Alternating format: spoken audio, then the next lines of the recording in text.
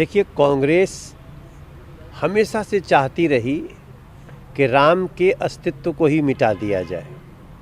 भगवान श्री राम के मंदिर का 70 सालों तक विरोध करती रही। अब चूंकि इनके पास कोई मुद्दा ही नहीं है, भगवान राम का अस्तित्व, राम सेतु का अस्तित्व, इसी की लड़ाई तो भाजपा लड़ रही थी। और इस समय अब शोध हो रहा है राम सेतु पर कि वो कितना पुराना है, उसकी कार्बन स्टडी हो रही है। और इन सारी चीज़ों को लेने के बाद हमारा जो मानना है कि हम उसके सूक्ष्म स्तर पे पहुंचना चाहते हैं कि उस राम सेतु का समय क्या है और उस राम सेतु को के अंदर के और तत्व क्या हैं, क्या क्या उसमें लगे थे। अब इसकी स्टडी कर रही है सरकार और कांग्रेस को लगता है कि राम सेतु का अस्तित्व ही नहीं है। मैं समझता हूँ इन सभी लोगों का अब चूँकि जो चाहते थे वैसा तो हुआ नहीं। ये लोग अब इस समय देश में कोई ऐसा मुद्दा नहीं है जो कांग्रेस को खड़ा करने के लिए मिले, तो फिर से झूठ और साजिश में लगेंगे। मेरा मानना है अब इनका कोई महत्व नहीं है। क्योंकि ये वही कांग्रेस है जो बार बार कहती रही कि राम के अस्तित्व को चैलेंज करती रही। क्योंकि इस बार मसला इसलिए उठाया कांग्रेस की तरफ से क्योंकि पार्लियामेंट में सवाल किया था बीजेपी सांसद ने ही और बीजेपी मंत्री ने ही जवाब दिया था। लेकिन उन्होंने ये नहीं कहा कि राम मंदिर के नाम पर कोई चर्चा ही नहीं, राम के नाम पर कोई चर्चा नहीं, लेकिन अभी कोई ऐसा आधार नहीं, क्योंकि 18,000 नहीं, राम सेतु के स्टडी का काम पूरा नहीं हुआ है। तो राम सेतु का स्टडी हो रहा है, स्टडी का काम पूरा न होना और राम सेतु न होना दोनों में अलग अलग बात है। ये तोड़ मरोड़ के रखते हैं बातों को, इसी से इनकी बेचैनी झलकती है। पुनः जी, एक सवाल ये भी है कि आज दिल्ली में कांग्रेस की भारत जोड़ो यात्रा पहुंची है और जन समर्थन भी काफ़ी उनके साथ है। हालांकि कोरोना की गाइडलाइंस को लेकर उनको हिदायत भी दी गई थी कि ना करा जाए, लेकिन कांग्रेस बावजूद इसके दिल्ली में बड़ी संख्या में लोगों के साथ एकत्रित हुई है।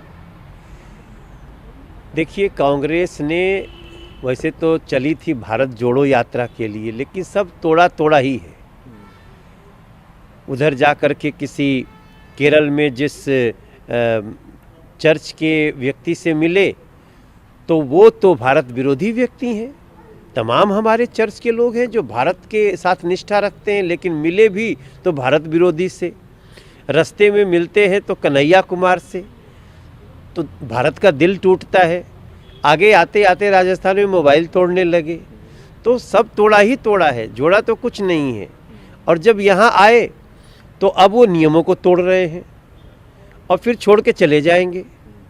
मेरा मानना है कि जो भी, अब तो उनकी यात्रा समापन पे ही है, लेकिन कोरोना गाइडलाइन के बावजूद इसमें इनकी इतनी जिद, तो ये तो पहले भी दिखाए थे ना। आपको याद है जब पहले कोविड का जन जागरण कर रहे थे प्रधानमंत्री जी, तो उसको ये मजाक बनाते थे कि बर्तन बजाना, थाली बजाना, इसको मजाक बनाते थे।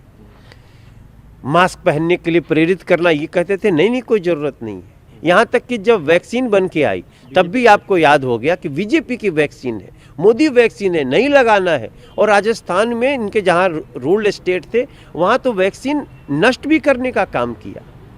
तो ये लोग कहीं से भी हमारे देश के लोगों के हितैषी नहीं है। इसलिए भैया जो लोग भाग भी ले रहे हैं इसमें ना, वो अपनी जान बचाने के लिए निश्चित रूप से सोशल डिस्टेंस का पालन करें, ऐसा मैं प्रार्थना करता हूँ। आपने कहा कि समापन हो रहा है, लेकिन ये तो विंटर ब्रेक है उनका, इसके बाद दोबारा से यात्रा शुरू होगी। देखिए, यात्रा तो वो होती है जब चल दी तो लगातार चल रही है।